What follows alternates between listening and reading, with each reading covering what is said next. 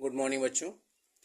ये हमारा चैनल है गुरु ज्ञान विद पाठक सर। आज हम आप लोगों को यूपी बोर्ड बोर्ड परीक्षा में 2025 में आने वाले टॉप क्वेश्चन, जो कि परीक्षा में आने की 100% संभावना है, बहुविकल्पीय क्वेश्चन। कल पेपर आप लोगों का हिंदी है और उसके बारे में आज हम समझा रहे हैं, जो कि क्वेश्चन आने की 100% संभावना है। बहुविकल्पीय के आज जो खंड आ में बहुविकल्पीय के 20 क्वेश्चन आएंगे, उसमें से ये आने की संभावना है। आप इन क्वेश्चनों को पढ़ लीजिएगा और जिससे क्वेश्चन जो आएंगे वो उसको सॉल्व कर लीजिएगा। पहला देखिएगा, पहला क्वेश्चन है कृति कंकाल के लेखक हैं। तो इसमें 4 ऑप्शन दिया गया है। का में जयशंकर प्रसाद, खा में मुंशी प्रेमचंद और गा में राम कुमार वर्मा, घा में मैथिली शरण गुप्त। तो इसमें जो का नंबर है जयशंकर प्रसाद, यही आपका सही है। क्वेश्चन नंबर 2 देखेंगे, रस मीमांस के लेखक हैं। तो रस मीमांस के लेखक हैं, इसमें भी 4 ऑप्शन दिया गया है। का नंबर आचार्य रामचंद्र शुक्ल, खा नंबर गुलाब राय, गा नंबर भगवत शरण उपाध्याय, घा नंबर जयप्रकाश भारती। तो इसका भी आंसर का नंबर सही है, आचार्य रामचंद्र शुक्ल। क्वेश्चन नंबर 3 देखेंगे, निम्नलिखित कथनों में से कोई एक कथन सही है, उसे पहचान कर लिखिए। का नंबर है ध्रुव स्वामिनी नाटक के लेखक डॉक्टर राम कुमार वर्मा हैं। और खा नंबर है क्या लिखूं क्या याद करूं उपन्यास विधा की रचना है। गा नंबर है गोदान के लेखक मुंशी प्रेमचंद हैं। घा नंबर है मित्रता निबंध के लेखक डॉक्टर श्याम सुंदर दास हैं। तो इसमें गा नंबर सही है, गोदान के लेखक मुंशी प्रेमचंद हैं। चौथा देखेंगे, उपन्यास भूले बिसरे चित्र के लेखक हैं प्रेमचंद, भगवती चरण वर्मा, यशपाल, वृंदावन लाल वर्मा। तो इसका आंसर जो होगा वो गा नंबर ख नंबर हो जाएगा, भगवती शरण वर्मा। पांचवा देखेंगे, लहरों के राजहंस के लेखक का नाम है। का नंबर में है मोहन राकेश, खा नंबर में है प्रेम घन, गा में है गुलाब राय और घा में है रामधारी सिंह दिनकर। तो इसका जो आंसर होगा वो का नंबर होगा, मोहन राकेश। निम्न में से प्रयोगवाद की 2 प्रमुख विशेषताएं कौन सी हैं।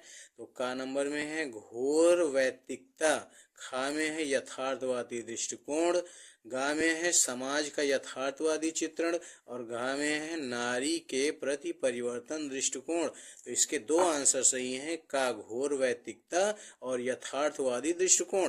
अगर जब बोर्ड परीक्षा में ये क्वेश्चन आएंगे तो इसमें से दोनों में से केवल एक ही ऑप्शन दिया जाएगा, क्योंकि आंसर ये दोनों सही हैं। तो चाहे घोर वैयक्तिकता दे दी जाए, चाहे यथार्थवादी दृष्टिकोण दी जाए, तो इसलिए ये दोनों आंसर आपके सही हैं।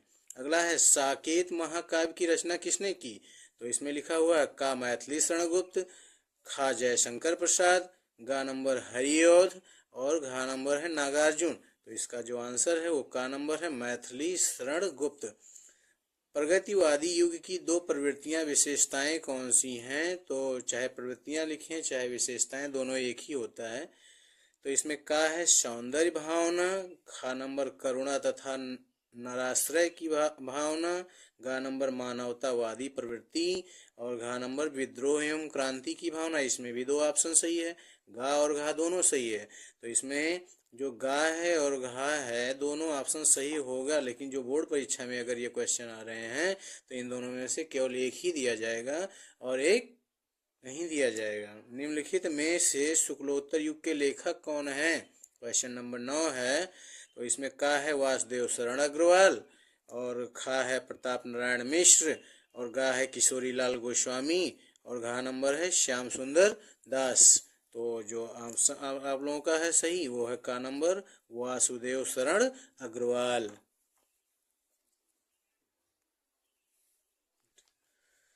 क्वेश्चन नंबर 10 देखेंगे, सुमित्रानंदन पंत की रचना है।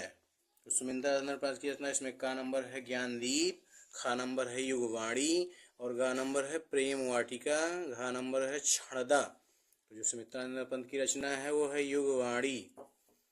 11 नंबर क्वेश्चन नंबर 11 देखेंगे, नाना नाना वाहन नाना वेश्या बिहसे शिव समाज निज देखा, को मुखहीन विपुल मुख काहू, बिनु पद कर को बहु बाहु।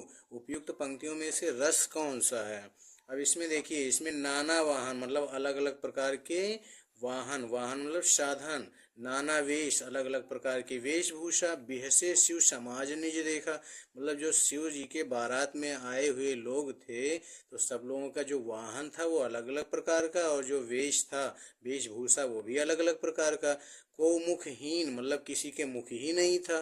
विपुल मुख काहू, और किसी का मुख था तो वो देखने लायक नहीं था। बिनु पद कर को बहुबाहु, और कुछ लोग बहुत दिख रहे थे, कोई बड़े दिख रहे थे, कोई छोटे दिख रहे थे। तो इन सब पंक्तियों में ऐसा अनुभव हो रहा है कि जैसे लग रहा है कि मतलब सबकी वेशभूषा और विकृति अलग अलग होने की वजह से इसमें हंसी उत्पन्न हो रही है, तो इसलिए यहाँ पे हास्य रस होगा। इसमें ऑप्शन दिया हुआ है का करुण रस, खा विभत्स रस, गा नंबर हास्य रस जो सही है, और घा में भी रस, तो इसका आंसर जो सही है वो हास्य रस है। अगला है पीपर पात सरस मन डोला, उपयुक्त पंक्ति में कौन सा अलंकार है। अब इसमें देखिए, पीपर, पात, सरस, मन डोला, पा बार बार आया है, इसलिए यहाँ पे कौन सा अलंकार होगा। जब एक ही अक्षर दो बार प्रयोग हो किसी में तो वहाँ पे उपमा अलंकार होती है, लेकिन यहाँ ऑप्शन में का नंबर रूपक अलंकार, खा उपमा अलंकार, गा उत्प्रेक्षा अलंकार, और घा नंबर अनुप्रास अलंकार। आंसर क्या हो जाएगा, उपमा अलंकार। अगला है क्वेश्चन नंबर 13 देखेंगे। सुन केवट के बैन प्रेम लपेटे अटपट, विषे करुणा एन चितई जान की लखन तनु। तो यहाँ पे इन पंक्तियों में कौन सा छंद है, तो इसमें क्या है, सुन केवट के बैन प्रेम अटपट, बिन करुणा एन चितई तन लखन तनु। इन पंक्तियों में कौन सा छंद है, तो यहाँ पे चौपाई तो हो नहीं सकती। चौपाई में चारों बराबर, चौपाई के जो दो होते हैं, जैसे दो 13 13 और 11 11 मात्राएं होनी है, तो ऐसा तो होगा नहीं। और इसमें जो मात्राएं हैं उसके आधार पर हम पता कर सकते हैं कि इसमें चौपाई है कि रोला है कि दोहा है कि सोठा है। तो इसमें पहले में देखेंगे कितना है, 2 1 3, 3 और 2 5, 5 2 7, 7 1 8, 8 2 10 और 1 11। तो इसलिए इसमें क्या है, 11 11 है, इसलिए यहाँ पे कौन सा हो जाएगा, सोठा हो जाएगा। ये दोहे का उल्टा होता है।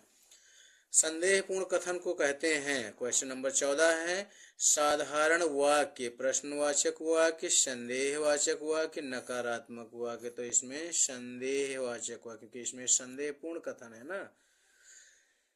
क्वेश्चन नंबर 15 देखेंगे। तुमसे सोया नहीं जा सकता, वाक्य में वाच्य कौन सा है, तो इसमें तुमसे सोया नहीं जा सकता दूसरे के लिए प्रयोग हुआ है, तो ये कृत वाक्य नहीं होगा, कर्मवाच्य नहीं होगा, भाववाच्य होगा। इसमें भाववाच्य होगा, तो ये खा नंबर सही होगा, इसमें से कोई नहीं है, गलत है। विकारी पद नहीं है, गाय, सभा, प्रतिदिन, रमेश। तो ये जो प्रतिदिन है वह विकारी पद नहीं है। क्वेश्चन नंबर 17 देखेंगे। अनुग्रह शब्द में प्रयुक्त उपसर्ग है का अन, आ, अनुग्रह। इसमें अनु जो है, आगे वाला जो अनु लिखा है यही आपका उपसर्ग है, तो इसमें अनु जहाँ लिखा है वही सही हो जाएगा। तो का में अन है, ये तो सही हो नहीं सकता। खा में आ, ये भी नहीं हो सकता। गा में अनु है, इसलिए यही सही हो जाएगा, घा भी सही नहीं है। क्वेश्चन नंबर 18 देखेंगे। त्रिवेणी में कौन सा समास है। त्रिवेणी, तीन नदियों का समूह। त्रिवेणी का अर्थ होता है तीन नदियों का समूह, तो इसलिए यहाँ पे अक्षर ज्ञान का बोध हो रहा है, इसलिए यहाँ पे क्या होगा, द्विगु समास होगा। तो ये गा नंबर सही है। निम्नलिखित में से गंगा की पर्यायवाची नहीं है। भागीरथी गंगा की है, कालिंदी ये यमुना की है, और सुरसरिता ये भी गंगा की है, देव नदी ये भी गंगा की है। इसने क्वेश्चन किया था कि कौन सी गंगा की पर्यायवाची नहीं है, तो बाकी तीन तो गंगा की हैं, लेकिन जो कालिंदी है वो यमुना की है, इसलिए खा नंबर सही हो जाएगा। तद, नपुंसक लिंग शब्द का चतुर्थी विभक्ति एक वचन रूप है। तद, तेषाम, तस्या। इसमें घा नंबर जो लिखा तस्मय, ये आपका तद का नपुंसकलिंग शब्द का चतुर्थी विभक्ति का एक वचन रूप है, इसलिए घा नंबर सही हो जाएगा। तो ये क्वेश्चन जो आपके हो गए 20 क्वेश्चन, ये खंड आ के क्वेश्चन हैं। अब बाकी जो खंड बा के क्वेश्चन हैं वो भी हम आप लोगों को दूसरी वीडियो में देंगे, और आप हमारे दूसरी वीडियो को देखिएगा। चैनल को लाइक करिए, सब्सक्राइब करिए और शेयर करिए। धन्यवाद।